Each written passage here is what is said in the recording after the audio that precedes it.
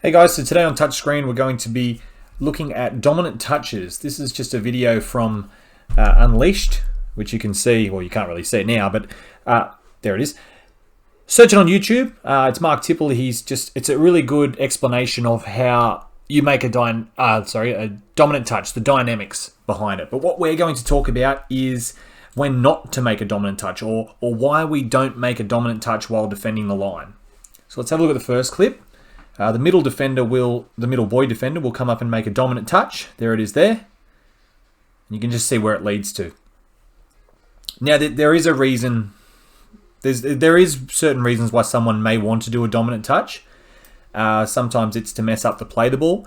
But it's very risky because sometimes it doesn't work. Now, dominant touch there, full force into the touch. But the toucher evaded it, and as you can see, he's just sort of got in behind. And that's the problem with making a dominant touch. As you see, when you come in to make that touch, your chest is moving forward and your center of gravity now is away from your hips, which means you have to step forward to keep balance. Okay, and if they can get beside you and you're moving forward still and then they start moving forward themselves, you're going to end up behind the play. Alright? And you're not really... When we make dominant touches, we're trying to stop them from getting up to the 7 meter line. We're trying to stop their momentum. Now, they're already here. This is the 7 meter line here. So they've already actually got to the 7 meter line. So there's nothing that we need to stop them in their tracks to get here because they're already there. So let's have a look at the next clip. Oh, there's more lines. So that one was a try. Let's have a look at the next clip. Again, it's going to be just specifically line attack. So here the link comes in, tries a bit of a push, and it's beaten for speed. So this one, just talking about a different point, is when you come in for a dominant touch, you must be flat-footed. Okay, you must stand your ground there, dig your heels in to make sure that you don't get pushed back. Now, the downside of that is being flat-footed means you're not moving. So you have to start your run from a complete standstill while the sweeper comes around already at full speed. So yeah, you might have dominated this ruck, which is great, but if they still get any form of play the ball and clear the ball from the space, they can get to that sweeper, and all of a sudden, they're on the move and you've just started your run. So that's not a case of this defender being slower.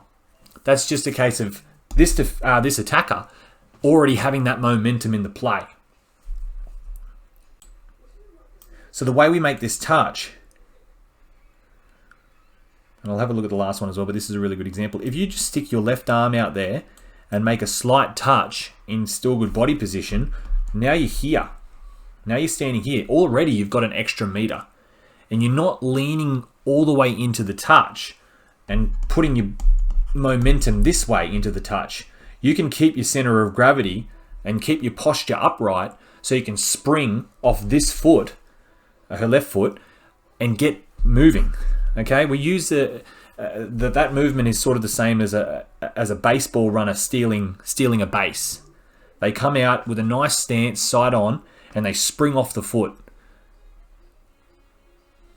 And we'll have a look at the final clip now. She's hurt herself. Dawson West. There's a bit of a dominant touch. Now this one's saved. This one looks like a try saver, but you can see the position where he comes in and leans his whole body into it. He actually gets swiped. Okay, when you can see like he's leaning, and his foot is pretty much always in the ruck. But the guy with the ball is smart and he's put it just next to his foot and he's able to get a clean play the ball. Now making a touch here, you never want to be to the side of the player. You never want to be that far into the ruck or that to the side. He needs to be standing here and he needs to be making that touch with just one arm and not put so much weight on. He's putting his whole body weight onto that leg. Okay, so pushing off, you've got to lean your weight, and it's just a long process.